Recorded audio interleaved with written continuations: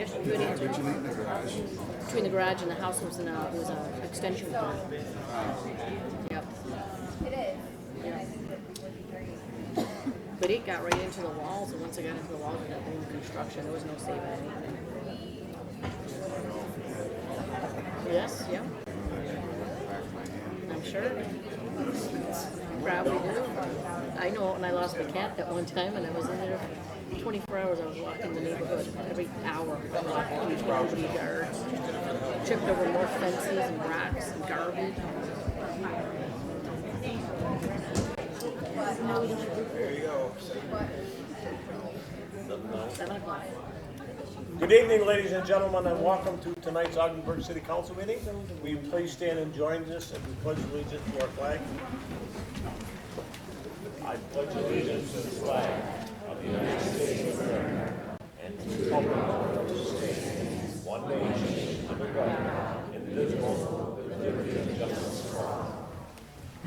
Would our city clerk please call the roll? Mayor Ashley, Present. Councilor Davis, Here. Councilor Kennedy, here. Councilor Powers, Here. Councilor Price, Here. Councilor Scamperly, Here. Councilor Stevenson, Here. quorum present. The first item we have tonight is a presentation, Ogdensburg Land Bank Status Update. Andrea Smith, Director of Planning and Development. Andrea, good evening. Good evening, Mayor and Council and members of the public. I did not know when I asked to have this on the November 25th agenda back in early November that I would have the pleasure of getting to speak to so many members of the public. So I'm excited to share the accomplishments of the Land Bank with Council as well as the public this evening. I would like to recognize that I do have several members of the Land Bank Board of Directors here. I won't introduce them because I don't really know which ones are all here, but we have several of them here this evening. So just a little bit of background, the Ogdensburg Land Bank Corporation was established in May of 2018. It is a separate corporation from the city itself, although it was formed by the city of Ogdensburg. So I'm going to go over just a few accomplishments since being formed in 2018. In November, so just 1 year ago, the Land Bank received $600,000 from Enterprise Community Partners, and that funding is intended to be used for demolitions and rehabilitations throughout the city to carry out community goals.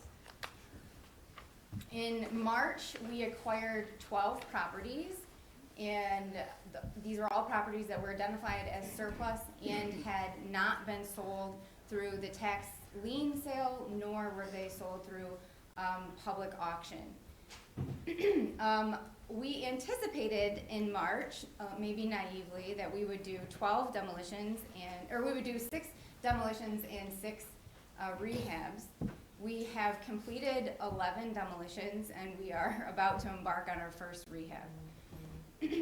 So I'm just going to kind of quickly go through all of these. There's just a few pictures of each of the properties before and during and some after, and then you can see the total amount that the Land Bank has invested to date in the given properties. So the first one, and these go in approximate order that they were completed beginning in September. So from September 4th to today, we have completed these 11 demolitions. So this is 12 Oak Street. This is located in the city's MDR district, which is moderate density residential. It is a non-conforming lot being 40 feet by 85 feet. You can see the property below to the left. That was the before condition. And then the photo, the larger of the two photos, is during demolition. I should say that the demolition was done by Dan's Demolition and Hauling out of Albany. They have done work for 3 land banks in New York State. And they did all 11 demolitions. So that number there, $23,000, that is the amount that the Land Bank has invested in conducting a hazardous survey of the property, which identified all asbestos-containing materials, and as well as the demolition and disposal. So that's the all-in cost, and most of the properties also have some property maintenance costs associated with them. So with that, we'll kind of go through them a little bit more quickly. This is 814 J Street. Again, the bottom picture is the before picture. You can't see it too well from the street, which isn't such a bad thing. The tree is much better looking than the house was. And that is the resulting lot. This property is also a non-conforming lot in the city's single-family residential district. The lot is 41 feet across by 133 feet in depth. This is Mechanic Street. This is actually a double lot. The city acquired two adjacent lots, which they combined, and again was unable to sell it through the public auction process. There's one picture of the interior there. And what you don't see in the one picture of the exterior is that the outside had a bunch of trash and it was in violation of the city's ordinance. The land bank had that trash removed prior to the demolition. And also has conducted several rounds of property maintenance on this property. So to date, including property maintenance, just under $25,000 has been invested in that property. This is a conforming lot within the city's single-family zoning district, and it has frontage also on South Water Street. 221 Denny Street. You may remember this property was put up for auction. There was some interest in it, but it ultimately was not sold. It, at one point in time, was a duplex. It is located in the single-family zoning district, so the duplex is a non-conforming use. There's no driveway and no access to this property.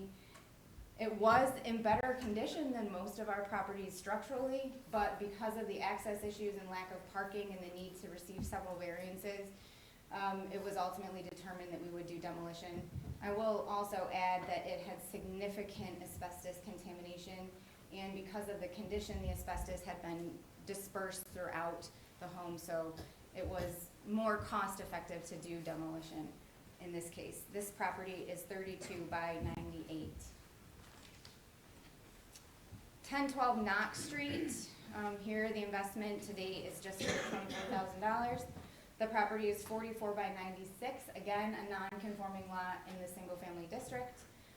In this image, the larger image shows the abatement contractors there just before they started to do the asbestos abatement, and then the smaller image shows them doing the demolition. And if any of you saw, this was one of the properties that was featured in the 7 News story of them actually doing the demolition.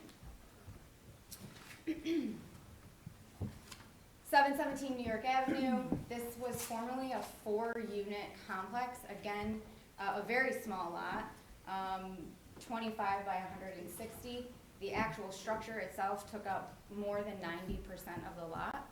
It has no driveway, no parking, no rear access, and is located in the city's moderate density residential district. So providing, meeting the ordinance in this case, again, particularly with regard to parking, was going to be extremely difficult. So it was determined that we would do demolition on this, and this is the only property that didn't require asbestos abatement. 717 Ford Street, right located just across the street from the fire department, down from Stewart's, right on Ford Street. Just under $30,000 to complete this demolition. Significant trash again on the porch and exterior of the property. 2 abandoned vehicles in the rear yard had to be dealt with, and the property had so much debris inside that we never entered the property. It was inaccessible, and therefore the entire property had to be abated as asbestos containing, which increased the disposal costs, leading to the significant cost there. This property is 29 feet by 133. It is in the city's residential business district, and it's also a non-conforming lot. 512 Covington Street. This is just up from the former Shade Roller property off of the downtown arterial. It's the yellow property in the center, if that isn't obvious from the picture afterwards. This property was a bit of a challenge because of such close proximity to the adjacent properties. It's a very small lot, 25 by 70, again in the city's moderate density residential district, not meeting any of the city's zoning requirements in terms of lot size or access. Significant garbage and debris inside. And again, because of the structure, the roof was badly damaged and significant water damage. We did an asbestos abatement in place, and the entire structure was demolished and disposed of as hazardous material. 414 Rentschler Avenue is the last of the demolitions in place, where we had to treat all of the debris as hazardous. This is just 2 blocks down from the hospital. We thought that we might be able to do rehab on this property until we discovered that there was significant water damage and the extent of asbestos in the property really didn't make a whole lot of sense to do rehab. So unfortunately, again, this property was demolished, just under $24,000 to date, and that is only in demolition. There's no property maintenance for that particular property to date. 25 Pine Street. This also was a property that we thought we would be able to do rehab of, but in the end, it had significant asbestos as well as some rodents, and it was determined that we would do demolition. It's 45 by 82, so it's a very small lot in the city's moderate density residential district again. And the last and most current demolition is 816 Congress Street. Also a property that we thought we would be able to do rehabilitation of, but upon further examination, we opted to do demolition because of the extent of garbage and debris in the home as well as in the yard. So we have again done demolition at this one, and this one was just completed last week at a cost of just under $24,000.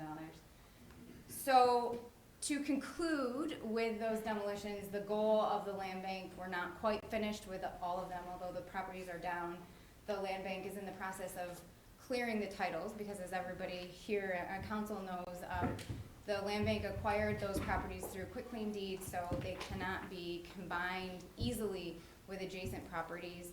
And because so many of them are non-conforming and so small in size that they really aren't appropriate for new development, the goal is to develop a side lot program and to sell the properties to adjacent homeowners. So we are trying to get them all to having a clean warranty deed title, which will facilitate that transition. We're hoping to do that pretty quickly so that I'm not out in everybody's neighborhoods shoveling sidewalks this winter. So I just wanted to conclude by showing you that to date on those 11 properties that we acquired on March 25th of 2019, the land bank has invested just shy of $270,000 out of the $700 that we received, or $600,000 that we received from Enterprise, and less than $3,000 of that has gone towards property maintenance. Going forward, I hope that we'll do fewer demolitions and more rehabilitations, starting with 940 Lafayette. This is in a great neighborhood. The property is in pretty good shape. It has a driveway and a detached garage, which is pretty rare in the city. So to date, the only investment is that we have removed trash, and we've mowed the lawn and tried to comply with the ordinances in that respect, just under $2,500. We do currently have our first bid out. We're starting rehab, starting with the roof. We don't have any active leaks, but we're hoping to prevent that because the roof is in pretty bad disrepair. And you can see a little bit of the interior condition. It was not really that bad. It may look not that appealing, but compared to the other properties, it's a little gem. So that's the first up in terms of our rehabilitations, because again, this is the last of our properties that we actually hold title to. Later this evening, you will be presented with a resolution for the land bank to acquire 625 Franklin Street. To date, the land bank has, on goodwill and in an effort to collaborate with the city, has invested $1,200 in removing the trash from the inside of this property. DPW has winterized the property, as we do with all city-owned properties that we acquire, and the code office has taken responsibility for removing the trash on the exterior of the property. And our police department has also been a great help in helping secure this property and prevent or protect public health in the removal of drug paraphernalia that was also discovered at the property. This property otherwise is in pretty good shape, and the land bank is hopeful that with council's approval of the sale, that we can move on rehabilitation of this property pretty quickly in 2020. So that concludes my presentation on the land bank and what we've been working on over the past year or so. I'm happy to take any questions, but I do appreciate that you have quite a lengthy agenda. I have a couple of questions. So when the land bank rehabs this property and then they sell it, does the land bank keep the money and then the property goes on the city tax rolls? Yes, Okay, and then you take the money and reinvest it into more, the land bank, excuse me, takes the money and I reinvests it. certainly don't. But Into, yes, the land bank will. That's okay. exactly. And as long as the land bank gets a hold of some property, that property is removed from the tax rolls? It is. And so one of the issues that the city faces when we're doing our budgets is property that has been left for taxes, et cetera. The city has to make whole the school district. And so when this property is taken off from the tax rolls, does that exempt the city from making the school district whole on the tax bill? No. It doesn't? No. The city still has to? Right. Okay. But one of the advantages of working with the land bank and getting more properties into the hands of the land bank earlier on is that the land bank is a wholly tax exempt entity and has no responsibility for paying county and school taxes from the time it acquires it, which even the city does not have. Land banks were established to do just what we've walked through this evening, whereas a local government is not designed to do that, is not designed to dabble in real estate. That's exactly what a land bank is intended to do, and so it has much greater flexibilities under New York state law. So I think that's what I'm asking here. Yeah, so, So if the land bank acquires a house, house X, they're tax exempt from paying these Right. taxes. So does the city have to pay the school district to make them whole? well, At let's that let's back up a minute. Anytime the city acquires property for tax delinquency, the city is required to make the school district whole for the delinquency that goes with that property. So the delinquency is already assigned to the city before the city turns it over to the land bank. The city also has the delinquency associated with properties that are on the city's list of properties for sale that nobody bought, and that no one's bought at auction. So even when the city sells property to someone, for instance, you're gonna have an opportunity later tonight to entertain starting the process of selling a piece of property on Ford Street. We sell them at a loss. We Mhm. never recover the And I delinquency. understand that. So one of the financial restructuring board reports, recommendations was for us to, take a couple of steps in regard to the land bank to get reimbursed by the restructuring board for the amount of property delinquency that we in essence have had to write off by turning the property over to the land bank.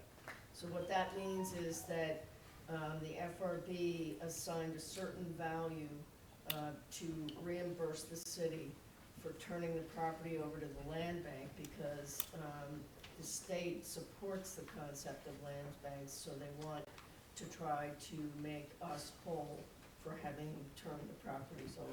Mhm. Now, they're not gonna be able to do that every year, but in order to get the land bank going, they recognized that this was an endeavor, this was a partnership the city and the land bank should undertake. Okay. So we will finish going through the steps that are necessary. We've already gotten through 2/3 of them, and we will finish the process of doing what the state needs in order to reimburse us. I think it's something like $237,000, something like that. Okay.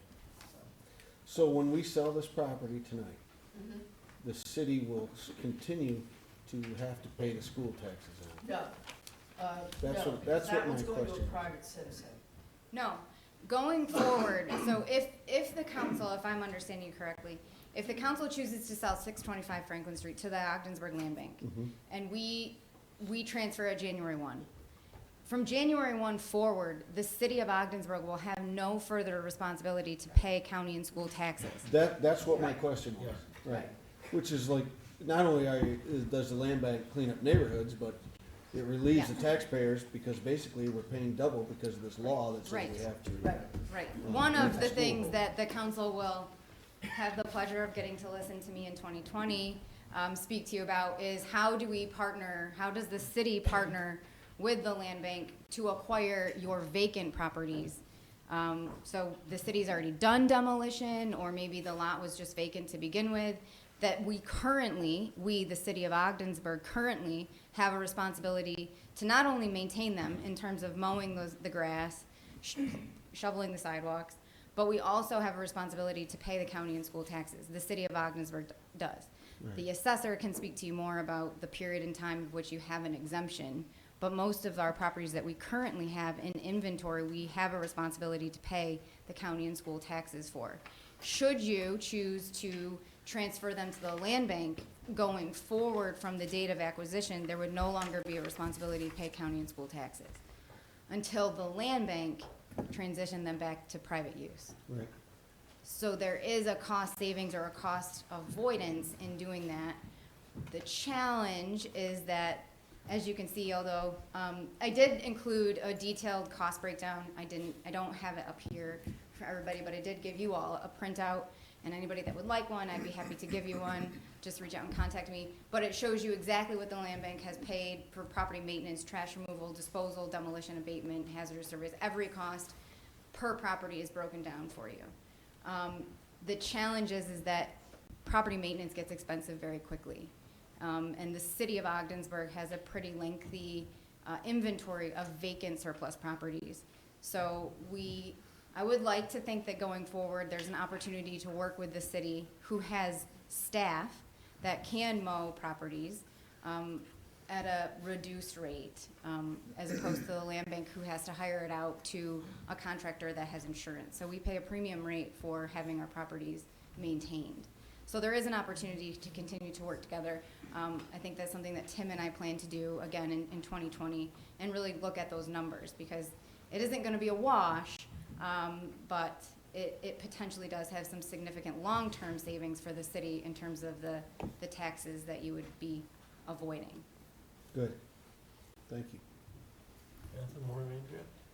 Yeah, just one quick one here. What do you have left for balance left in the, Well, it's about, so we have just over I didn't tally it up as you were going through. 300. We have just over 300 left. Andrea, thank And you. of those, I'm sorry, Go ahead. of those properties, I'm thinking 2 of them aren't necessarily used to, will be eligible to be, they'll probably be sold as open lots. I'm safe to assume. I mean, the one on New York Ave, the tight quarters, no parking. The I don't see anybody majority, building on any of these lots. the majority of these lots will be sold as side As real lots for estate. adjacent property owners, because they just are so narrow primarily. Understood, yeah. Fortunately, the land bank has received significant interest. Out of the 11 properties, we've been contacted by at least, I think it's now up to 8 adjacent property owners. So, you know, I under no world do I anticipate that we're gonna get $24,000 for any of these properties, but it is good to know how much the land bank has invested, because the land bank also doesn't intend to sell them for $1. We know we are taking a loss, and we're gonna be taking a significant loss, but it can't afford to continue to function and make these investments in neighborhoods by giving these properties away. Understood. Right. Andrea, I wish to thank you and the Land Bank Board for the significant progress you made in the last few months. I mean, you've taken these eyesores out of sight, and you've made a lot of neighborhoods a lot better, and I wish to congratulate you and the board on your achievements in such a short period of time. Thank you. Look forward to keep keeping it up. Thank you. Thank you very much. If anybody has questions on the land bank, please feel free to reach out to me. You can reach me through the planning department. Cora, I don't know what to do with this from here, but thank you. Thank you. Thank you, Andrea. That'll bring us to public hearings, and we have 6 of them. The first public hearing is a public hearing regarding a local law authorizing a property tax levy and cess of the limit established in the general municipal law, C3C, be bill number 81. If anybody would like to address council in reference to that public hearing, please come to the podium, and you'll be given 5 minutes to do so.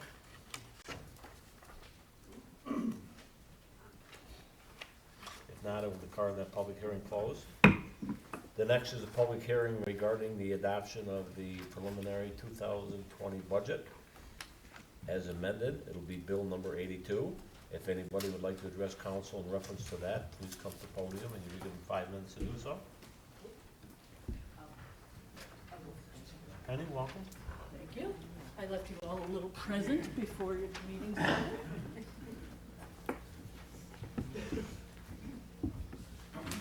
I have too much paperwork. Bear with me. My name is Penny Kerfine. I'm director of Ogdensburg Public Library. The proposed budget has been 20% or $60,000 of our current city funding. Just to read you a couple of quotes that I found. Libraries are essential to the functioning of a democratic society. Libraries are the great symbols of the freedom of the mind. That was said by Franklin Roosevelt. If we are cut $60,000, we would lose 3 part-time and 1 full-time employee. They're all local, they're all tax-paying, and they all spend their money here. So if they don't have a job, none of that's going to get accomplished. And one of those part-time people has worked at the library for 36 years. Just let that sink in. 36 years at one job. We have had almost 39,000 people walk through our doors so far this year. We've had over 20,000 people using the internet. We've had 196 programs with attendance of 3,527, which equals out to about 18 people per event. This includes music and movement, arts and crafts, computer help, which we have 4 times a month, 4 different times a month, but anytime you come in, if you have a question, we'll answer it for you and help you work through it.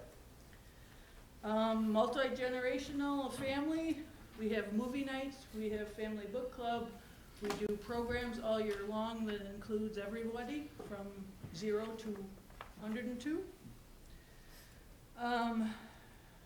Just a little math for you. The 300,000 that we requested, if divided by the population, equals out to $28.07 a person, according to our population statistics.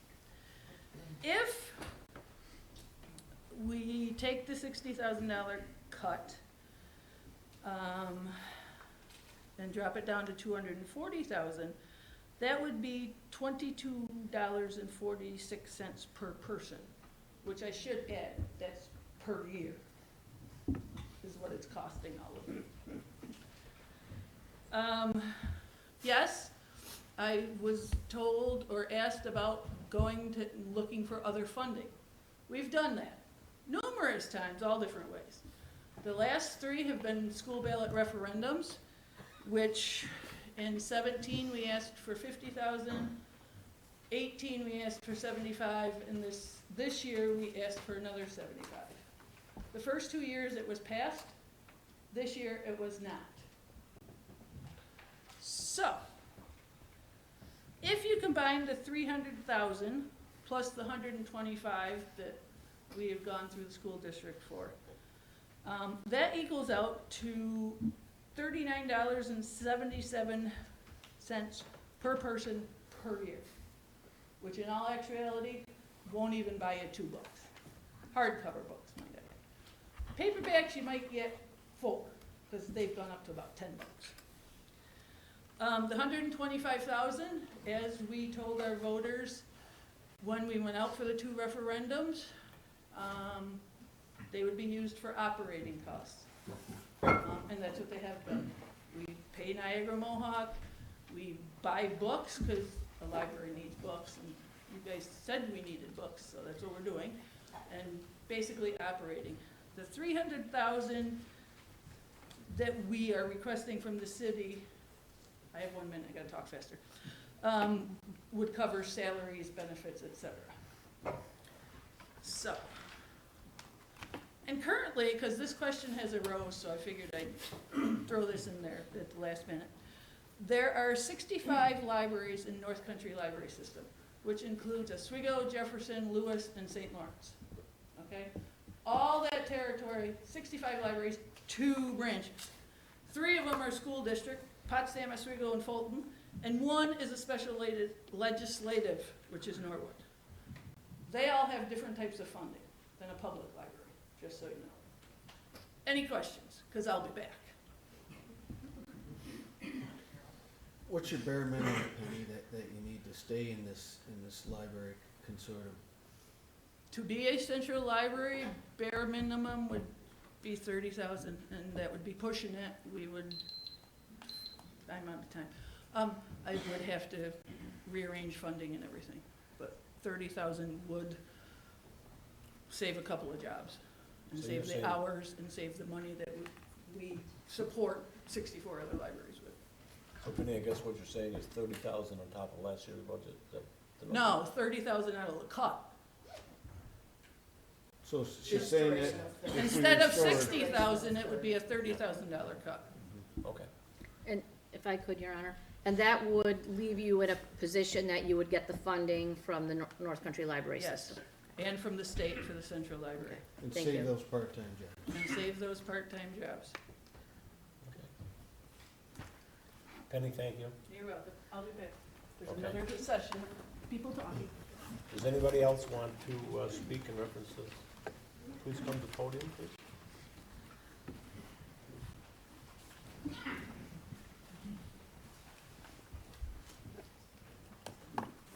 My name is Bonnie Franz, and I'm here with my husband David.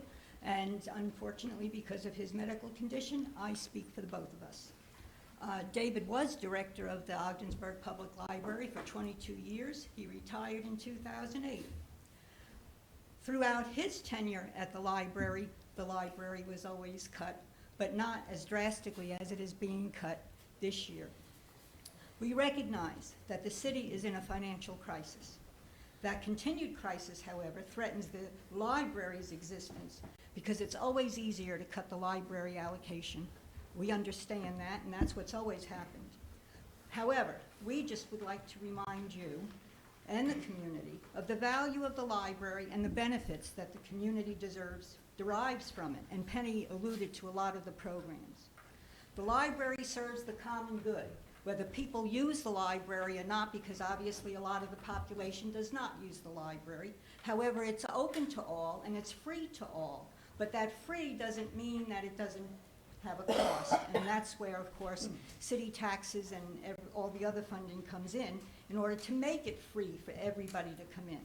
So it has all people of all ages, income levels. You can be poor, you can be rich to use the library. It doesn't matter.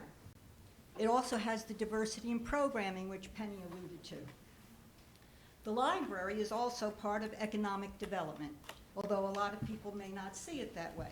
However, a library makes for a livable and inviting community that businesses and their employees look to when they come to live someplace. The city needs to work with the library to help find sustainable financial support, not just cut its allocation and leave it hanging. There needs to be a collaborative effort, as far as we're concerned, between the city, the library, and perhaps the Chamber of Commerce, the Bridge and Port Authority, and the state officials with our representatives and the governor, that will provide a more viable solution for the financial problems that affect this community more than most. And so we do hope that you, as well as others in the community and future councils, do keep in mind, because it is a valuable community resource that should not be allowed to diminish. Thank you. Thank you, Bonnie.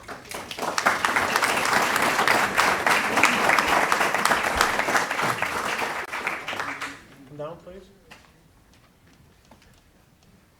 Good evening, Cheryl. I think you all know me by now. It's like the third time.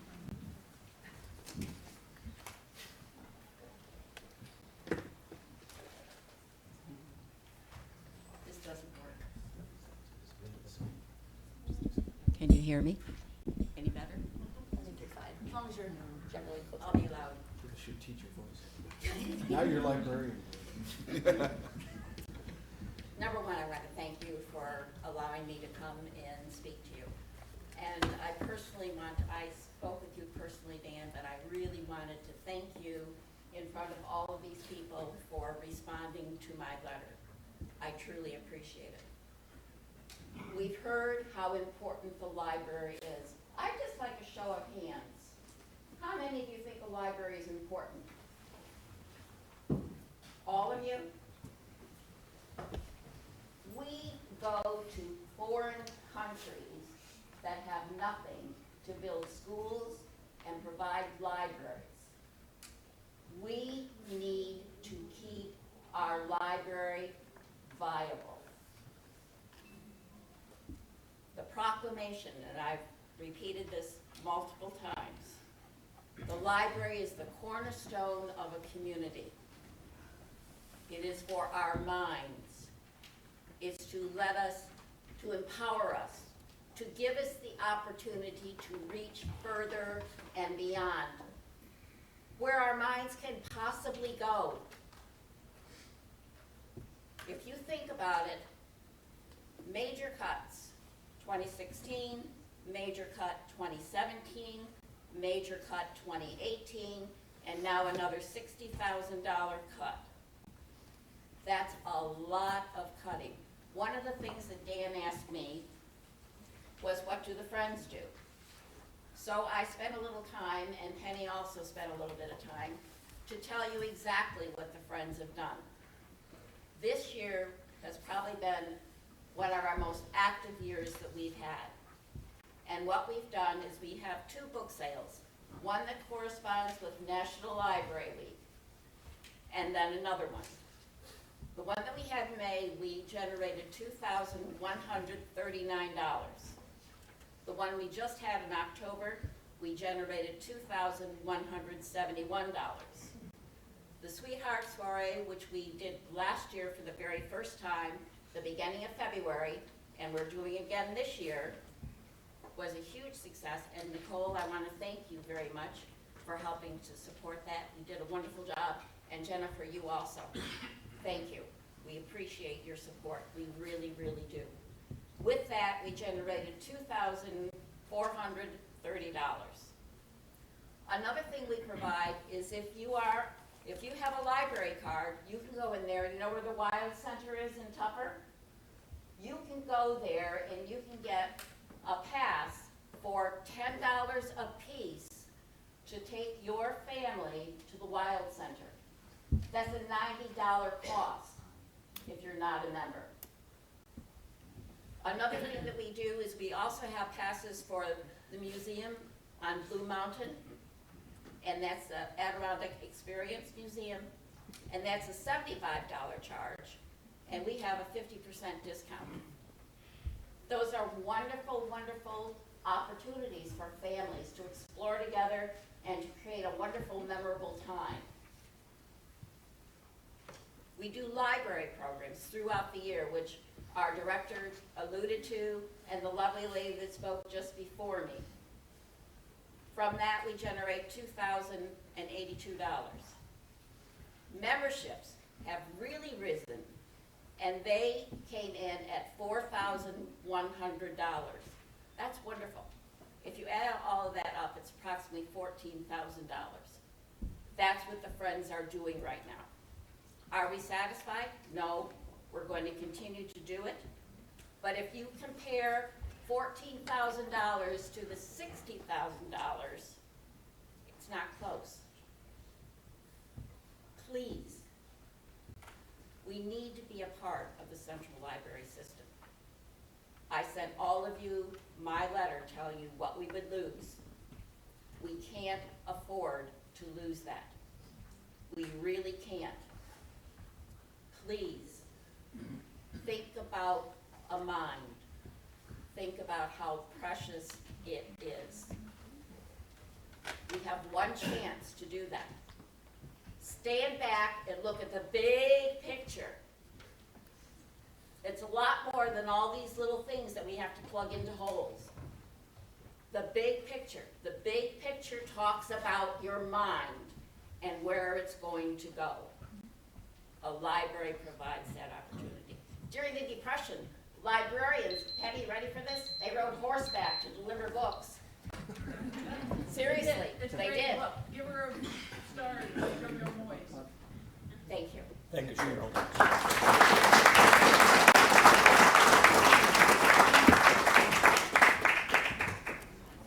Would anyone else like to address the council?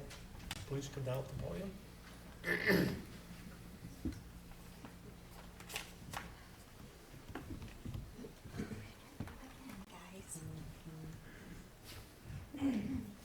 So I guess it doesn't work.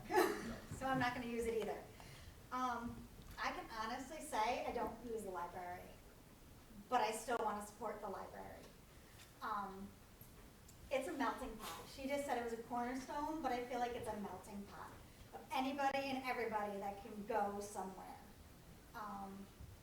People that don't have money, that may not be able to afford the internet, children that can't get that access, you know, either mom and dad don't do it, or so on and so forth. Yes, they can do it at school, but they also have that escape of the library. They're allowed to go there. They can hang out. They can increase their mind. They can use the internet to learn, to maybe help them with school projects where if they're going home, they don't have that access.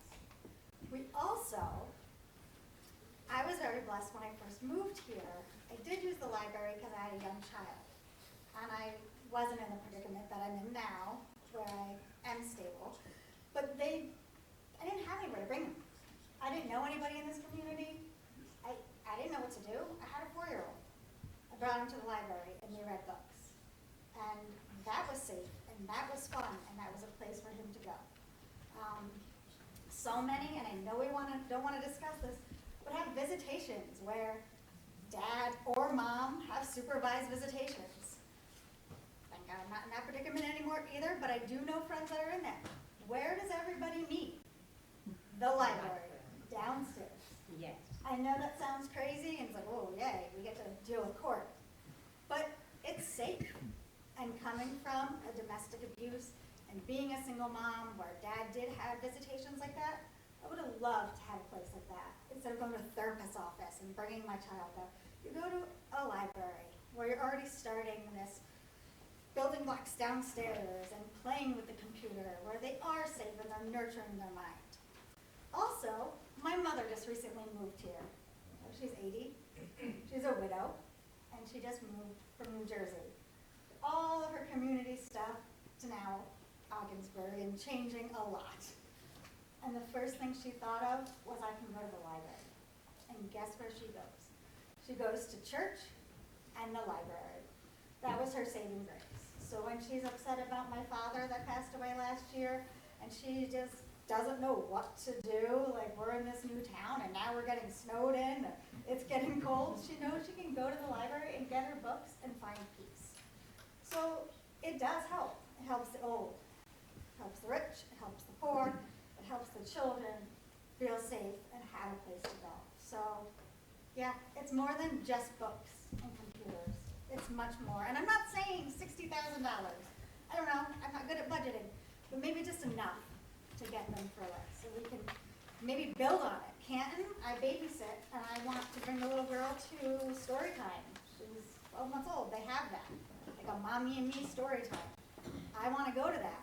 We don't have it here, but maybe if they did, we can keep building on things. And just encourage people to go there. That's it. Thank you.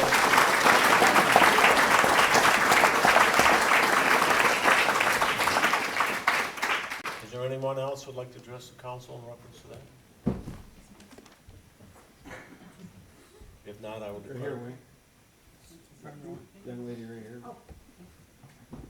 I'm sorry, I didn't see you over there.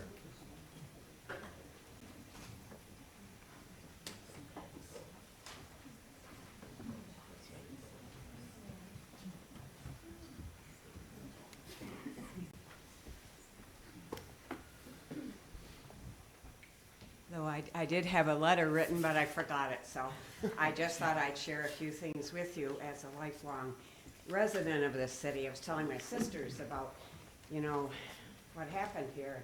Oh my God, they love the library. Virginia, the Carolinas, they're all away. I'm the one who stayed, by the way, so, be kind to me. And my sister in Charlotte said, and I remember this, about 5 years ago, city of Charlotte cut a lot of library funding. They were in trouble, they cut their libraries. About 18 months ago, they said, we made a big mistake. Because law and order in the communities was starting to, some of these poorer communities, the fabric of the society was falling apart a little bit. Well, bottom line is, they are reopening their libraries, and in some cases have extended them. And I also, my letter talked about the economic engine of the library, because we do bring people in. We bring people in, they go to the library, they buy a cup of coffee, they get their gas, whatever. And we need to build on that. And that's a beautiful library. And I think we could build on that, the history there. It would be a shame to see it go. And I will end with one thing our grandfather told us. He was a farmer, had 9 kids. So they were building something called the Country Club up here. And he bid on putting in the grounds, building, he said, I got the job, but he said, I didn't know how to plant, grow a lawn, really. But he said, I went to the library. And he built the grounds, or he put the grounds in. And so I would ask you, give us enough to get through this, and then help us work and maybe build on building something for the library, an economic package. Thank you. Thank you.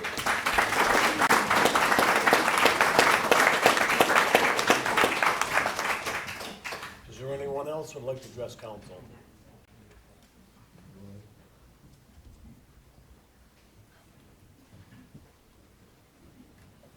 Anyone else? If not, I declare that public hearing closed.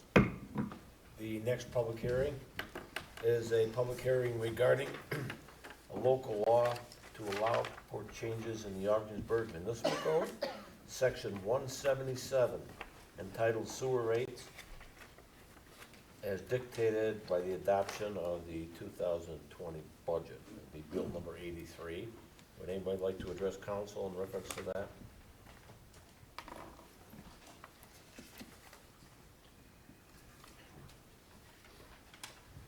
If not, I will call that public hearing closed.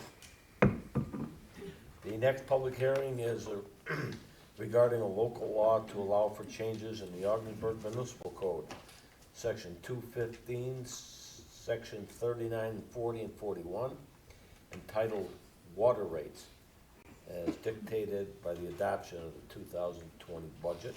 It'll be Bill number 84. Does anybody wish to address council in reference to this?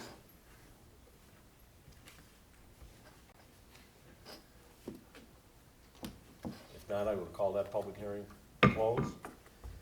The next is a public hearing regarding a resolution to apply to New York State Homes and Community Renewal for $500,000 under the 2019 Community Development Block Grant Program. It'll be Bill number 85. Does anyone wish to address council in reference to this? If not, I will call that public hearing closed. The next one is a public hearing regarding a resolution to submit a 2020 EPA cleanup grant application for the abatement and demolition of 212 4th Street. It'll be Bill number 86. Anybody like to address council in reference to that? If None, we call that public hearing closed. And the last one is a public hearing regarding a local law to amend Article 14 of the city charter. It'll be bill number 90. Would anybody like to address council? Please come down the podium.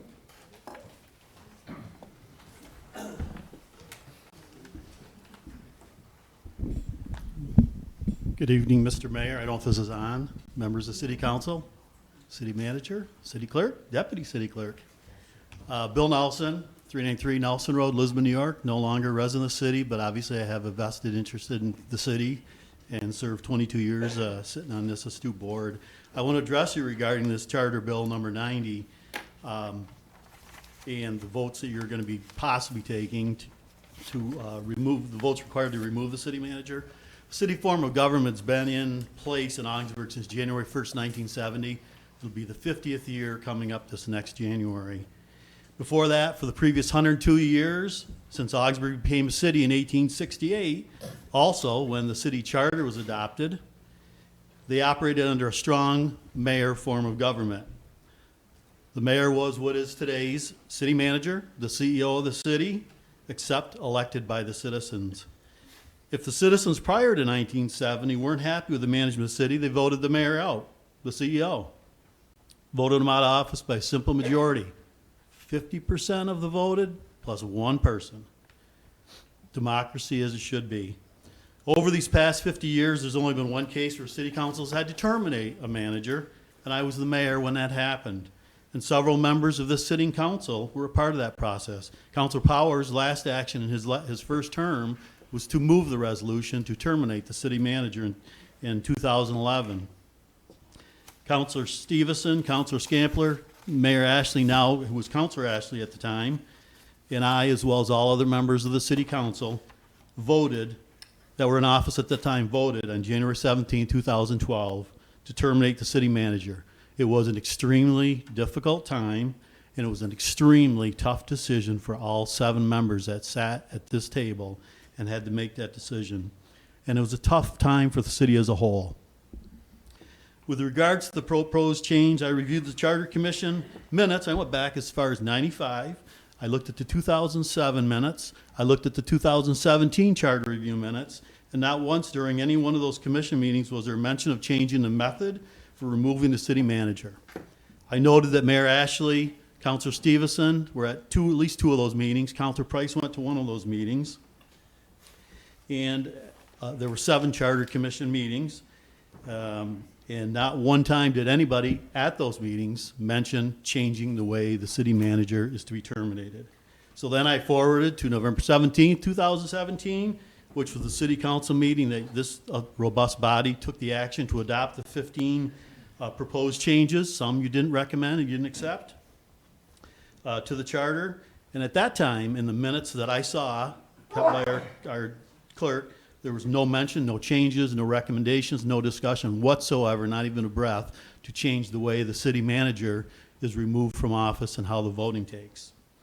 The reason they did that is because there's already a very precise, very detailed, and very prescriptive process in place to remove the manager. The process, item C20 of the charter, was put in place many years ago, and it was put in place to give the manager a fair hearing and a fair process. As council members, it's not your job to protect the manager. It's your job to protect the citizens and to carry out the will of the people. Like every election,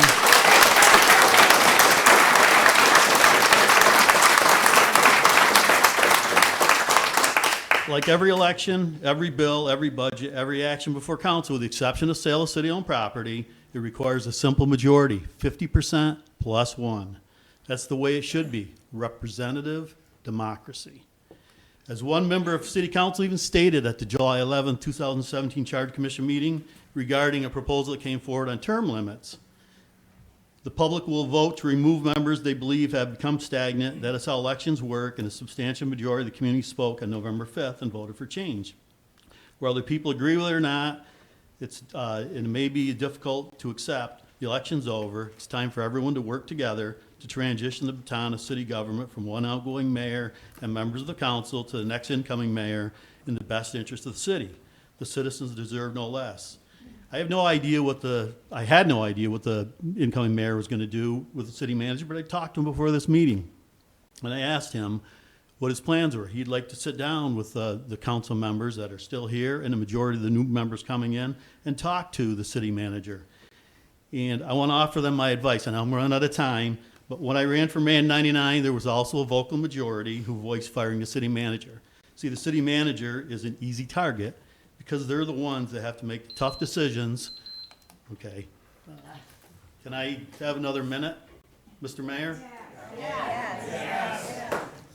Can I have 2 minutes just in case? It's all positive. Believe me, it's all positive. I'm not condemning. Go ahead, Bill. Thank you. I'm sorry. You know me. I get the mic. I I can't wouldn't want say. to see this on Facebook, so go ahead. Oh, geez. You never know. But when I ran for mayor, as I said, firing the manager is always an easy thing for the public to do. And the manager's easy target because they have to truly make the very, very tough decisions, the decisions that really shield the elected officials sitting here. Shielded me, shielded everybody that was in there. I didn't run on the issue and I didn't discuss it during the campaign, but what I did do was I met with the city manager at the time, shared my vision, my leadership style, my expectations of what I expected of he and the department heads if I was to be elected. Of course, I won the election, and he had the choice to stay on or to work with me and the new council. And of course, he chose to stay on and work with the council, and we worked together over many, many years, and we had a good run. So moved to 2019, being that I was involved with interviewing and hiring 3 city managers over my term as mayor, I was a city council member who voted to hire Sarah Purdy. I interviewed Sarah Purdy. I assembled with our consultant, assembled the interviews, and we hired Sarah because of her in-depth experience and knowledge, which are truly immense. She knows government operations, she knows how government functions, and she knows the intricacies of government operations, which are extremely different than private sector. And these are not easy skills to garner. City managers don't grow on trees, and they're also difficult to recruit, especially to northern New York, Ogdensburg. So I would suggest to this incoming mayor, and he actually told me he wanted to do this, meet with her and have the same discussion I had in 1999. Sarah has a lot of years of public service. She has a lot of knowledge. She's a strong leader. And she knows the ins and outs of politics. And she certainly does not need this council to protect her with the type of change that you're proposing tonight. If a council doesn't work well with the city manager or vice versa, they will part ways no matter what the number of votes needed is. If you make the change proposed tonight, remember it's a change you make to the charter that will affect all future councils, all future managers. I believe you're making the move that is simply not in the best interests of the citizens. You are the voice of and the checks and balances on behalf of the citizens. The city manager works for the council, and to make the changes proposed tonight is not the right action to take. Remember, we never know what the future holds, so please keep the process as it is. Last, I have served this council with a majority of you, and I can say from my experience and every action you took, each of you were focused on doing the will of the people, doing the right thing. Your decisions were always made with the citizens of Ogdensburg in mind and with majority rule. After each vote, we may have disagreed, but we always remained friends and fellow councilors and turned our focus to the issues, putting the past behind us. So each of you are extremely well-respected citizens in our community. You have a track record of successes that you can be proud of. Don't tarnish your accomplishments and leave a blemish on your successes and your record. That's how the citizens of Ogdensburg will remember you. You do not want to leave as one of your last actions to be what is widely perceived in this community as an act of revenge. Leave on the high road. Leave knowing you've done the best you could for the city. Leave with your head held high. Thank you.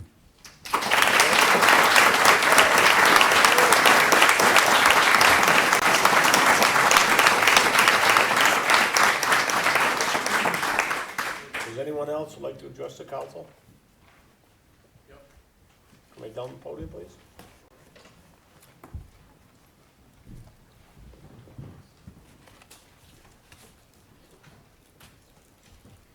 It's going to be a tough act to follow. I'll be brief. He took a few of my minutes. My name's Scott McRoberts. I've been a lifelong resident of Ogdensburg, and I've reviewed a couple things. I just wanted to know if the council was up to date on the legality of what they are proposing to do. It states in the meeting agenda that this law will be enacted if passed immediately upon filing with the Secretary of State, New York. I don't know if that's accurate or if there's going to be a delay in that. Based on a little bit of research that I've done, it appears that with having a public hearing regarding this to alter a city charter, you have to reference section 24. Sorry, I didn't quite catch that. Section 24 of New York State law that states that any law imposed altering a local law cannot take effect for 45 days. Is council aware of that, or have they consulted with the city attorney on that? That's not our understanding of it. Okay. My understanding would take effect 10 days from. Can't hear you. It's my understanding that all the local laws that we've changed would take effect within 10 days. Is that correct, Sarah? Okay. It's I've on got file. documents from New York State that state differently. So maybe the person that I was discussing it with is a little off base, but I'm pretty sure he did his homework in that. So might be something you want to take a look at before you go through all of this as well. Because not only that, it does state that by way of petition, if they get a certain number of signatures, that they could propose a public referendum on that, and it would go out to public vote. And as Bill stated, the public has spoken, and odds are this would be overturned anyway.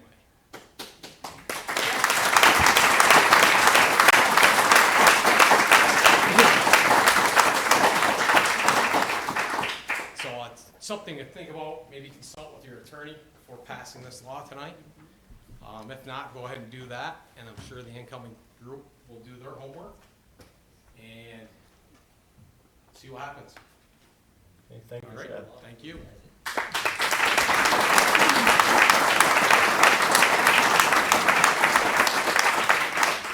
Is there anyone else who would like to address the council in reference to this public hearing?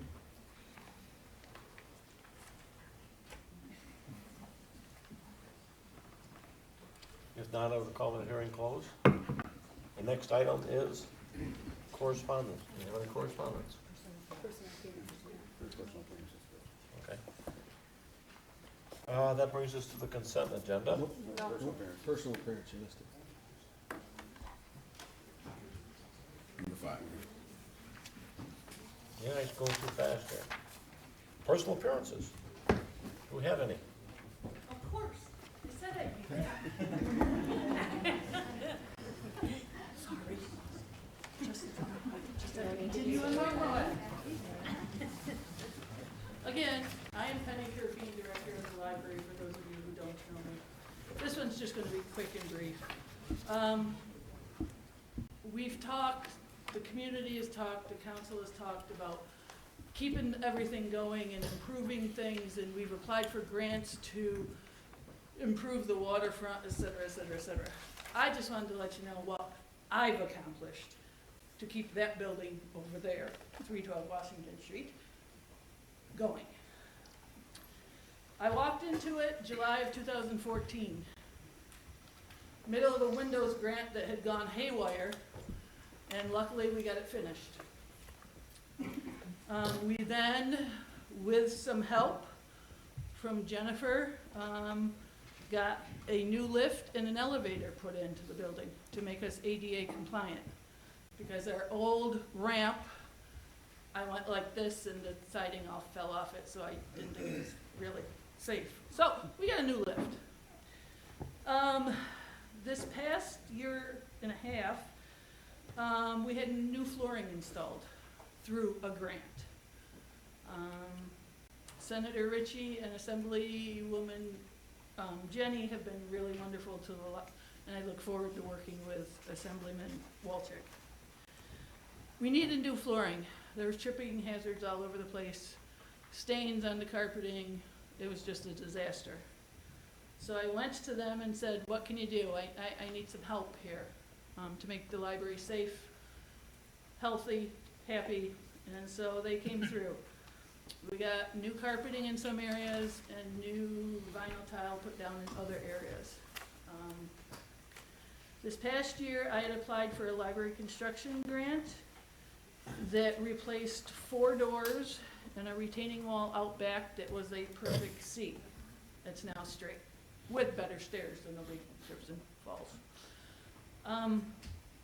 The combination of all this is over $500,000. I didn't ask the city for any money. I didn't, because I knew you were strapped. I went, found grants, found people that would help me, who could help me. All right? I did that on my own with help on some of those projects. I am now standing here tonight asking for your help to save some jobs at the library, to save something at the library. I cannot do salaries if you make this $60,000 cut. And this is gonna come back and to you, because you may approve the cut or not approve the cut, I'm hoping not approved. 3 part-time and 1 full-time. All local. The full-time one is homegrown, master's, college, everything was done here. She'll lose the job if this cut goes through, plus the 3 part-time people, and the one who works 36 years. So, please, I'm asking, I am begging, a compromise on the 60, anything, I'm asking for your help to keep this library open. Thank you. Thank you.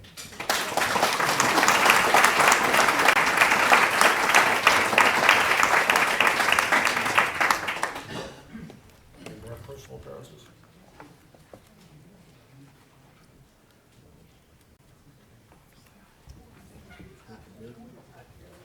Correspondence? Yes, we have Oh, one I more. think we got one. Got one more? Oh, no, so I'm gonna see. Correspondence? Yes, sir. Mayor Ashley and members of the City Council, as I will be out of town on November 25th and thus cannot attend the public meeting concerning the city's budget, I am putting my thoughts in writing in the hopes of swaying the minds of those responsible for making a very important decision concerning our library. As of the meeting on November 13th, the plans are to cut $60,000 from the library's budget. I firmly believe that this cannot be allowed to happen. A cut of this magnitude will result in the loss of staff and the cutting of hours. And while I admire Ms. Kennedy's willingness to problem solve and think outside the box, I don't think that a coffee shop is a valid solution to this problem. Thomas Jefferson wrote, "An educated citizenry is a vital requisite for our survival as a free people. It is unfortunate that all of the citizens in our community do not have the economic ability to provide themselves and their children with equal access to knowledge. It is only through the library that all who desire access to books, newspapers, and the internet can achieve that desire.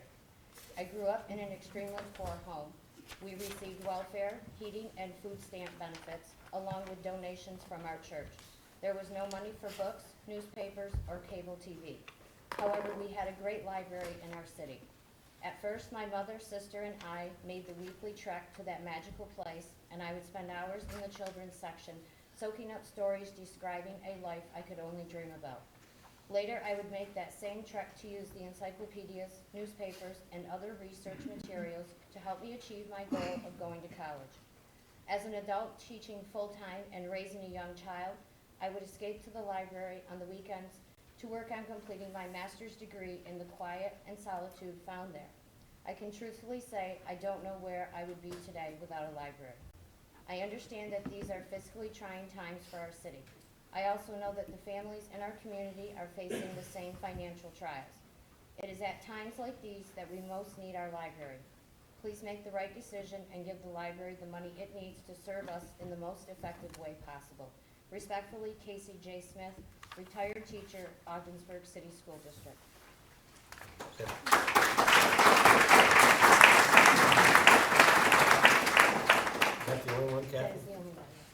to our consent agenda. Be it resolved that the claims as enumerated in the general fund warrant number 20-219 in the amount of $1,290,631.24, and library warrant number 20-2019 in the amount of $25,618.25, and capital fund warrant number 20-2019 in the amount of $891.82, and community development fund warrant number 2019 in the amount of $0, and community renewal fund warrant number 20-2019 in the amount of $0 as audited be, and the same are hereby ordered paid. I so move. Second. Is there discussion on the consent agenda? Call the roll, please. Mayor Ashley, Yes. Counselor Davis, Yes. Counselor Kennedy, Yes. Counselor Powers, Yes. Counselor Price, Yes. Counselor Scamperly, Yes. Counselor Stevenson, Yes. approved. And we do not have any appointments tonight. The first item for city council action is a local law authorizing a property tax levy in excess of the limit established in General Municipal Law 3C. It'd be bill number 81. Would somebody like to introduce that, please? My voice is getting short. Do it by summary statement. Okay? Local law authorizing a property tax levy in excess of the limit established in General Municipal Law 3-C. I so move. Second. So basically, it doesn't mean, of course, that we are exceeding the tax cap. It just All right. means that in case there's an error, Yeah. we aren't Yep. paying the price for it, so. All right. Any further discussion? Now, would you call the roll, please? Counselor Stevenson, Yes. Mayor Ashley, Yes. Counselor Davis, Yes. Counselor Kennedy, Yes. Counselor Powers, Yes. Counselor Price, Yes. Counselor Scamperly, Yes. approved. Next item for city council action is a resolution to amend the 2020 budget, preliminary budget, which was accepted for the October 28, 2019 council meeting with revisions. It would be bill number 99. Would somebody like to introduce that, please? I can do that, Your Honor. Short. Whereas the City of Ogdensburg's 2020 preliminary budget accepted at the October 28, 2019 council meeting needs revisions due to the settling of 3 collective bargaining agreements after October 28, 2019 city council meeting. And whereas the following revisions listed on the attached chart are hereby made part of the City of Ogdensburg's 2020 preliminary budget. Number 1, general fund appropriations decreased by $60,200. General fund revenue generated through city real property tax decreased by $60,200. Now therefore be it resolved that as a result of the above revisions, property taxes will be decreased by $60,200. The new proposed tax levy will be $5,666,720, and the proposed tax rate will be $19.8598 per $1,000 of assessed valuation, which is the same as the 2019 tax rate. And I so move. Second. Any discussion on that? Sarah, do you want to explain some of this? Sure. So this is not a resolution to adopt the budget. This merely amends the budget to get funds that were located elsewhere in the budget into the right line items now that the last 3 collective bargaining agreements have been reached.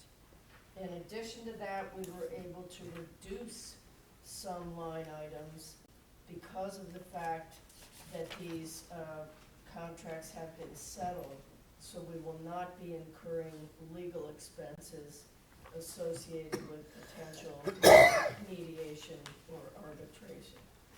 That is what has allowed us to make the reductions, particularly in regard to health insurance concessions, that brings the amended appropriations down by $60,200, and that allows us to raise $60,200 less through the property tax than we otherwise would have. That is in fact the amount that brings the rate down to the same amount that it was for 2019. There is a difference between the tax levy and the tax rate. The tax levy is based on the total assessed value of the entire city. The tax rate is what translates the tax levy into each property owner's individual tax bill based on the assessed value of their property. With a tax rate increase of 0, if your assessed value did not go up, your property taxes will not go up. If your assessed value did go up, your property taxes will go up due to the fact that there is a redistribution of the total assessed value of the city, such that those whose improvements or whose the general market value of their property has gone up will be shouldering a larger burden than those whose assessed values did not. So I know it's a little tough to understand the difference between the levy and the rate. The general gist of it is that if your assessment didn't go up, your property tax bill for city purposes will not go up. Thank you, Sarah. Any further discussion? Let's call the roll, please. Mayor Ashley, Yes. Counselor Davis, Yes. Counselor Kennedy, Yes. Counselor Powers, Yes. Counselor Price, Yes. Counselor Scamperly, Yes. Counselor Stevenson, Yes. approved. The next item for city council action is a resolution to adopt the preliminary 2020 budget as amended. It will be Bill 82. Would somebody like to introduce that, please? I can do that, Your Honor. Michael, thank you. Resolution to adopt the City of Ogdensburg's 2020 budget. Therefore, be it resolved that the City of Ogdensburg adopts the 2020 preliminary budget as hereby amended. And be it further resolved that the following rate shall be in effect for 2020. The city real property tax rate of 2020 shall be, I'm sorry, what was that again? 19.8598 per thousands of assessed valuation. I so move. Second. Discussion? All right, so this is where if you want to make further amendments to the budget, and you can do that if you wish to table this to another meeting so that you have more time, you can do that as well. The only requirement under state municipal law is that the city adopt a budget by December 20th. I'd move to table it. I moved to table it so we could discuss some things that we discussed here tonight by certain people in reference to the budget, yeah. I'll second you. Okay, all in favor? Aye. I'll table. Yeah. Aye. Approved. The next is going to be a local law to allow for changes in the Ogdensburg Municipal Code, Section 177, titled Sewer Rates, as dictated by the adoption of the 2020 budget. It will be bill number 83. Would somebody like to introduce that by a summary statement? I will by summary statement. A local law to allow the changes in the Ogdensburg Municipal Code, Section 177, entitled Sewer Rates as dictated by the adoption of the 2020 budget. I so move. Second. Discussion? On this one, although you have not yet adopted the 2020 budget, let me think about this for a minute. I think you'd probably better table this one and the next one as well, because there are some costs in the budget that are shared 1/3 in general, 1/3 in water, and 1/3 in sewer. So since you tabled the others, I would recommend that you table these two as well. I'll make a motion that we table that to the next Second meeting. Bills 83 and 84? Yes. Is that what we're talking about? 83 and 84. Do we get a second? I second. Yes. Call the roll, please. Counselor Davis, Yes. Counselor Kennedy, Yes. Counselor Powers, Yes. Counselor Price, Yes. Counselor Scamperly, Yes. Counselor Stevenson, Yes. Mayor Ashley, Yes. tabled. Next item, city council action, is a resolution to apply for New York State Homes and Community Renewal for $500,000 under 219 Community Development Block Grant Program. Would be bill number 85. Would somebody like to introduce that for me, please? I can do that, Mayor. Daniel, thank you. resolution authorizing the city manager to submit a 2019 Community Development Block Grant, CDBG, application. Whereas the city of Ogdensburg values an improved housing stock, and whereas the Ogdensburg City Council adopted the city's abbreviated consolidated plan, which among other things sets housing rehabilitation as one of the city's primary housing priorities, and whereas the New York State Homes and Community Renewal is accepting applications for the 2019 Community Development Block Grant Program, and whereas the purpose of the Community Development Block Grant Program is to provide support for low and moderate income residents to perform housing rehabilitation to eliminate unsafe and unhealthy conditions, whereas the City Council held a public hearing on said application at City Hall, 330 Ford Street, Ogdensburg, New York, today, November 25th, 2019. All those desired to be heard were heard, and the testimony duly recorded at this hearing. And now therefore be it resolved by the Ogdensburg City Council hereby authorizes the filing of a 2019 Community Development Block Grant application to secure $500,000 in funding to undertake the eligible CDBG activities in partnership with the Ogdensburg Land Bank as a sub-recipient, including acquisition of real property, clearance, demolition, removal, reconstruction, and rehabilitation of building and improvements, code enforcement in deteriorated or deteriorating areas, assistance to the Ogdensburg Land Bank Corporation, a non-for-profit carrying our neighborhood and community revitalization, and activities necessary to make essential repairs and pay operating expenses necessary to maintain the habitability of housing units acquired through tax foreclosure proceedings. Be it further resolved that the city manager is hereby authorized to submit the application and, if awarded, to administer the program, including executing all necessary documents related to the application or administration of the program. I so move. Second. Discussion? Took a while, but I got tongue twisted. If not, would you call the roll, please? Counselor Kennedy? Yes. Counselor Powers? Yes. Counselor Price? Yes. Counselor Scamperly? Yes. Counselor Stevenson? Yes. Mayor Ashley? Yes. Counselor Davis? Yes. Approved. Next item, city council action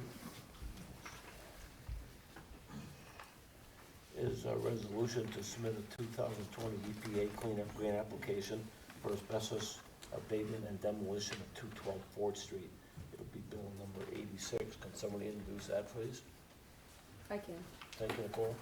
Whereas grants up to $500,000 are available to address hazardous substances and/or petroleum contamination at one or more brownfield sites through fiscal year 2020 Environmental Protection Agency EPA requests for applications. And whereas the city of Ogdensburg desires to submit an application for funding to support the abatement of hazardous materials, including asbestos-containing materials, ACM, at 212 Ford Street, currently owned by the city of Ogdensburg, and whereas, in accordance with the application requirements, the city council held a public hearing on said application at City Hall, 330 Ford Street, Ogdensburg, New York, today, November 25th, 2019.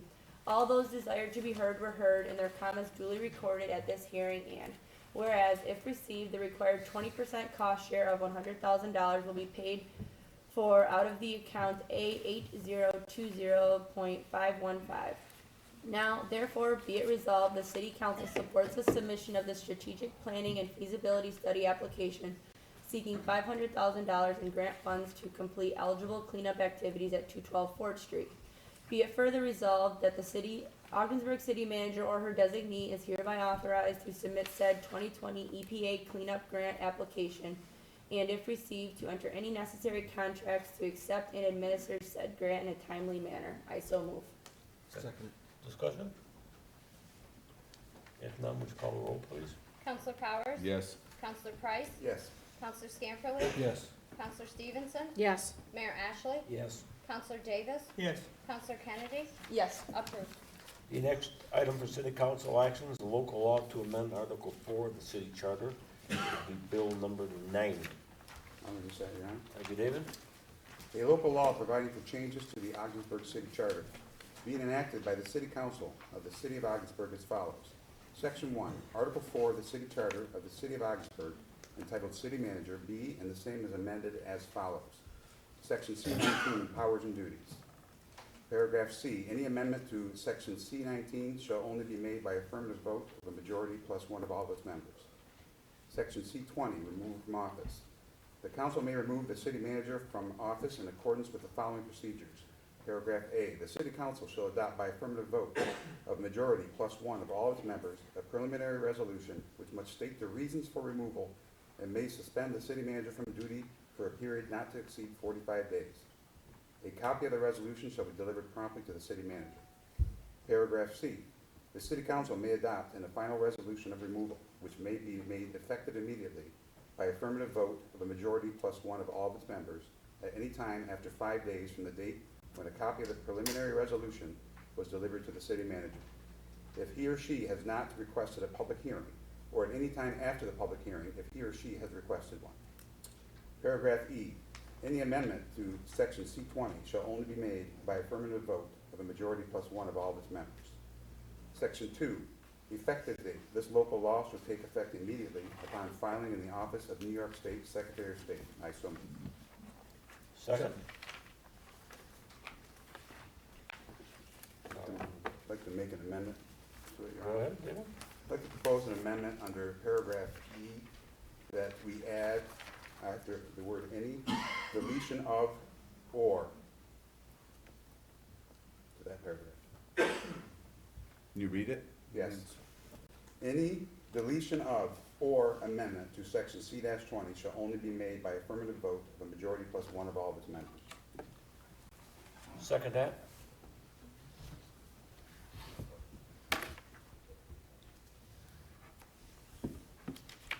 Want to call the roll to amend? Counselor Price? Yes. Counselor Scamperly? Yes. Counselor Stevenson? Yes. Mayor Ashley? Yes. Counselor Davis? Yes. Counselor Kennedy? Yes. Counselor Powers? Yes. Approved. In discussion? If none, would you call the roll, please? As amended. As amended. Yeah, I'm sorry, did you already ask for discussion? I asked and nobody said it, but go ahead. So, I'm in support of this resolution, for a number of reasons, and it boils right down, and I listened to Mayor Nelson earlier, and he makes a lot of great points. I listened to Mr. McRoberts, who also made a lot of great points. But a lot has changed over the course of time, and quite frankly, and openly and honestly, I'm genuinely concerned as to how some of these, this last election cycle turned out. We are too. Excuse me, Okay. I have the floor here. And that's what it boils down to. And it ultimately boils down to politics. And Ogdensburg doesn't have room for politics. And it's turned into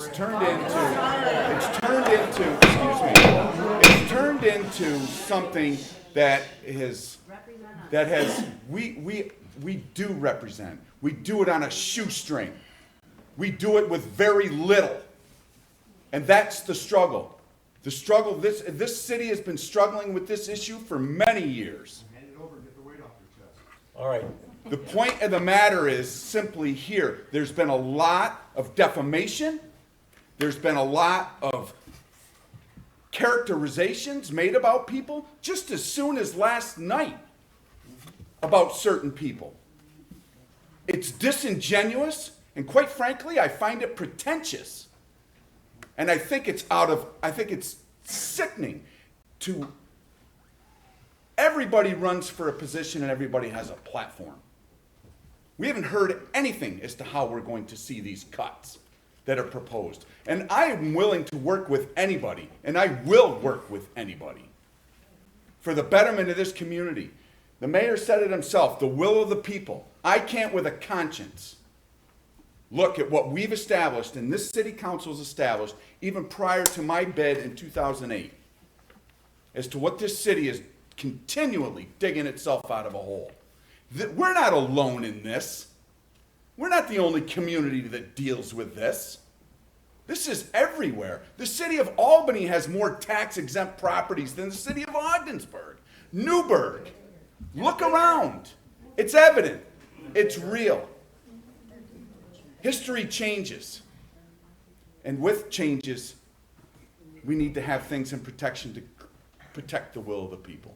And I'm in support of this resolution. Look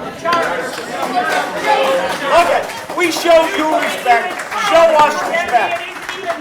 You can't control yourself, please leave the room. David? Yeah, you are.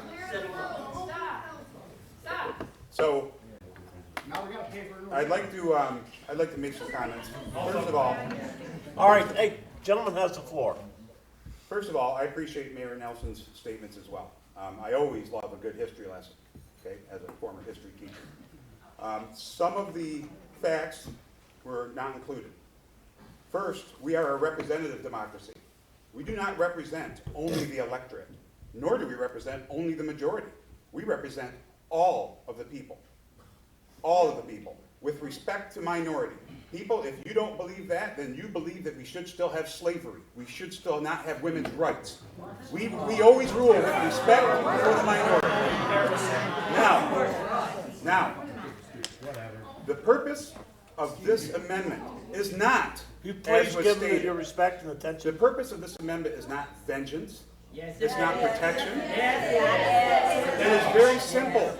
It's very simple. Obviously, you see that there is a mob mentality that comes with a change in political wind. And if every 4 years our citizens have to worry about the stability of our government because of the political winds, we've got trouble. One of the other things that was omitted from Mayor Nelson's speech was when they voted to oust that city councilor or that city manager, it was a 7-0 vote. It wasn't 4-3. All we're saying is, let's make it a little bit, at least almost as important as selling a $1,200 piece of property. It takes 6 votes to sell a $1,200 piece of property. So 4 plus 1 is certainly not something. This is not a discussion period. Why is it being done now? Right. That's the question. I think it's evident. Why is it being done now instead of when the new one? Thank you, Your Honor. Any further discussion? It's the same as the $25,000 piece of property. Call the roll, please. This is as amended, Your Honor. As amended. Counselor Scamperly? Yes. Counselor Stevenson? Yes. Mayor Ashley? Yes. Counselor Davis? Yes. Counselor Kennedy? Yes. Counselor Powers? Yes. Counselor Price? Yes. Approved. The next item for city council action is a resolution to approve the sale of surplus property located at 625 Franklin Street to the Ogdensburg Lane Branch Corporation, the building number signed 96. Somebody like to introduce that, please? I will by summary statement, Your Thank you. Honor. It's quite lengthy. A resolution to approve the sale of surplus property located at 625 Franklin Street to the Ogdensburg Land Bank Corporation. I so move. Second. Second. Discussion. I think that this is, just in accordance with what Andrea spoke of earlier. We saw how prosperous this can be to Ogdensburg to get these properties back and ready to be put on the tax rolls. I think we're making great strides in that category, so I'd like to see this move forward. Okay. I agree. Further discussion, will you call the roll, please? Counselor Stevenson? Yes. Mayor Ashley? Yes. Counselor Davis? Yes. Counselor Kennedy? Yes. Counselor Powers? Yes. Counselor Price? Yes. Counselor Scamperly? Yes. Approved. The next item for city council action is a resolution calling for a public hearing and public noticing regarding the sale of surplus property located at 833 4th Street, tax map number 48.071-9-6.1 to Missy Fishel, it would be bill number 97. Somebody like to introduce that, please? Thank you. Be it resolved that the city council shall hold a public hearing pertaining to the sale of surplus property located at 833 4th Street, tax map number 48.071-9-16.1 to Misty Fishel, to be held at the council chambers in the city of Ogdensburg, New York, on the 9th day of December 2019 at 7 p.m. And be it further resolved that the city clerk give notice of such public hearing by publication in a newspaper so designated by the city council of the city of Ogdensburg for legal and public notices at least 7 days before the hearing date of a notice setting forth the date or the time and place in describing the proposed local law in summary form. I so move. Second. Second. I think it's really great that we're getting another piece of property off the tax rolls. Yeah, I spoke with Misty at length about this. She called me, and the plan that she has for this piece of property to expand her business, it seems like it would fit right down with the downtown corridor we're looking for. She sent some pictures over, and it almost resembles like the nostalgia of what everybody says they want to see in downtown. So it's nice to see a new younger generation investing back into Ogdensburg. Absolutely. Absolutely. No further discussion, call the roll, please. Counselor Davis? Yes. Counselor Kennedy? Yes. Counselor Powers? Yes. Counselor Price? Yes. Counselor Scamperly? Yes. Counselor Stevenson? Yes. Mayor Ashley? Yes. Approved. The next item for city council action is a resolution authorizing the city manager to submit an urban forestry tree planting grant application in the amount of not to exceed $11,000. It'll be bill number 98. Can someone introduce that, please? I can do that by summary Jennifer, statement. there you go. A resolution authorizing the city manager to submit an urban forestry tree planting grant application in an amount not to exceed $11,000. I so move. Second. Discussion? This has to do with the emerald ash borer and some of the issues that we've had with that. Call the roll, please. Counselor Kennedy? Yes. Counselor Powers? Yes. Counselor Price? Yes. Counselor Scamperly? Yes. Counselor Stevenson? Yes. Mayor Ashley? Yes. Counselor Davis? Yes. Approved. And the last item for city council action is a resolution to approve the issuance of a bond ordinance in the amount of $8,732. $8,732.82 to cover the construction improvements of parks and recreation areas, including the marina and docks. It'll be bill number 100. Somebody like to introduce that, please? I can do that, Mayor. By summary statement, a resolution to approve the issuance of a bond ordinance in the amount of $8,732,822 to cover the construction of improvements to parks and recreation areas, including the marina and docks. I so move. Discussion? So basically, this is the award to fix our waterfront. This is the READY program by the New York State. And I had the opportunity to go down to Albany last week and go through a little program describing this. Obviously, we're not going to spend $8 million out of our taxpayer budget, but we do have to have a 5% match, which can be in many different forms. It can be some legal, perhaps. They couldn't answer quite all of our questions. They could be in-kind services, things like that. Basically, the grant money went to a lot of communities up and down the river that, just like Ogdensburg, have been suffering with failing infrastructure and our waterfronts. And so every community in Ogdensburg, along the St. Lawrence and Lake Ontario, most communities are getting a piece of this pie to build seawalls and things to prevent the flooding. And so it might look like a lot of money, but it's actually the money that the state's paying. And so it's a good program. It's kind of scary.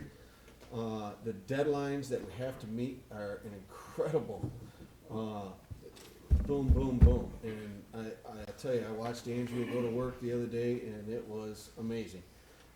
Meeting with she knew, let's go talk to this engineer, this one, that one, these people from the state, and she really got us lined up to stay in tune, because our first deadline for having 10% of the project basically engineered and designed is December 2nd.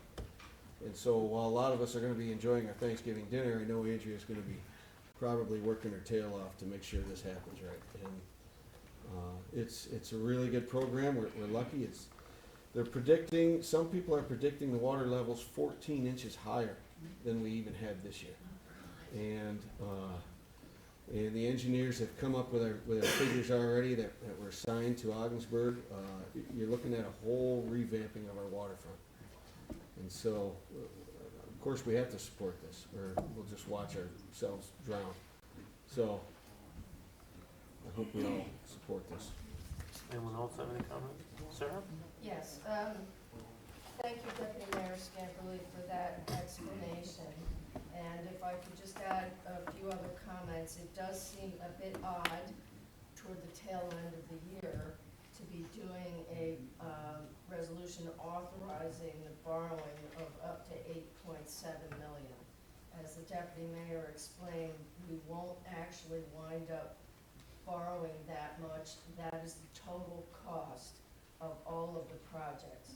The projects include $4.8 million for the Morris Center Park and the City Dock project, which includes potentially elevating and adjusting locations to ensure continuous public water access.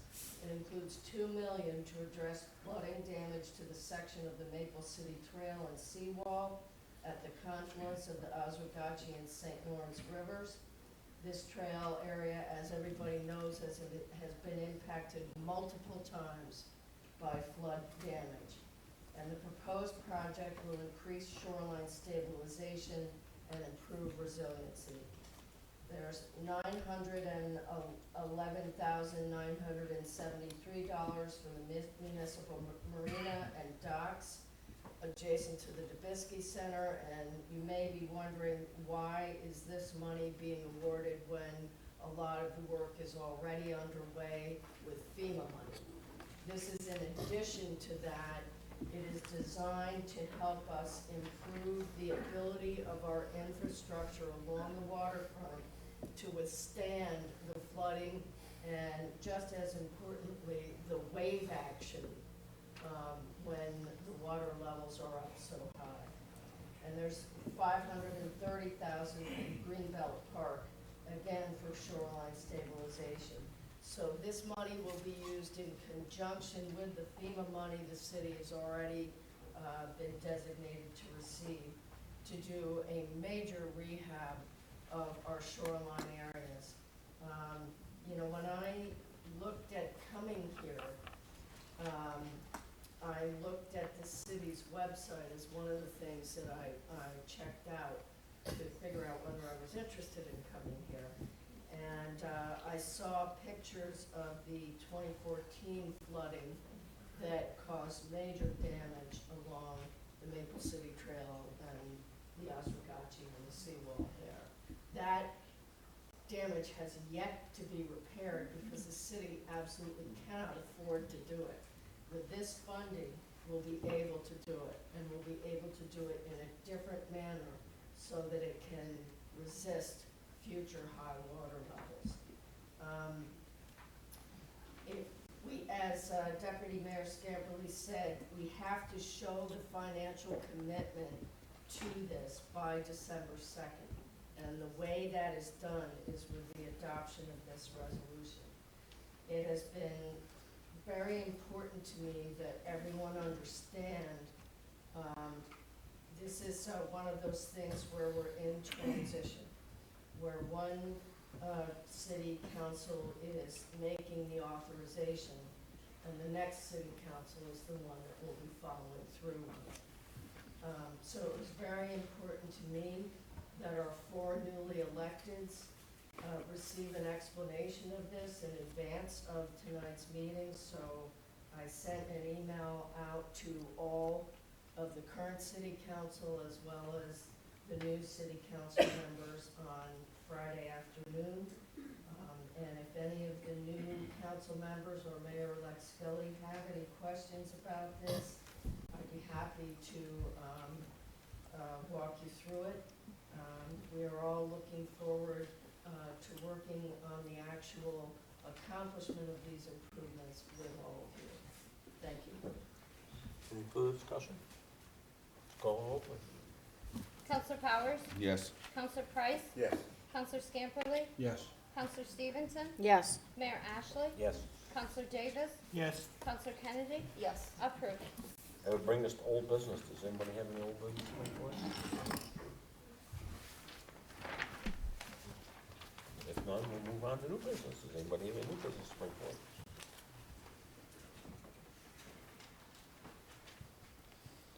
Item for discussion. Anybody have any items for discussion? That'll bring us to citizen participation. Anybody in the audience? You don't even know what I'm gonna talk about. Are you under, Penny? You gotta be under citizen participation, okay? Yes. Okay, I just wanted to say thank you for taking tabling the budget to have further discussions on the possible proposed, whatever you wanna call, cut. And one question, will that be at the next council meeting, or will you have it posted somewhere where I'll know when you'll be discussing it? Be on the next council meeting. You can, yes, we have not set the agenda for that, you'll have Prescott coming over first, but Right. as far as we know, there's nothing else, so it might be a good idea to include it on that. Okay, I would prefer if we did. all right, thank you. Anybody else in the audience like to address council? Sir? Here.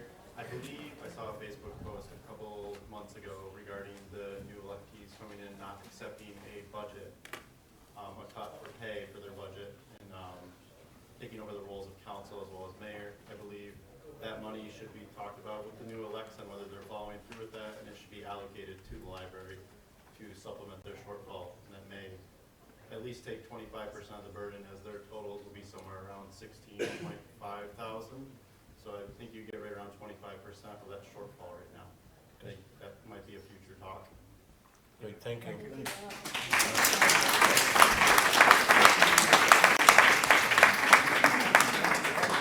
Anybody else would like to address council? We do not have any need for executive session. This time I'd make a motion to adjourn the meeting. Second. All in favor? Aye. Meeting adjourned.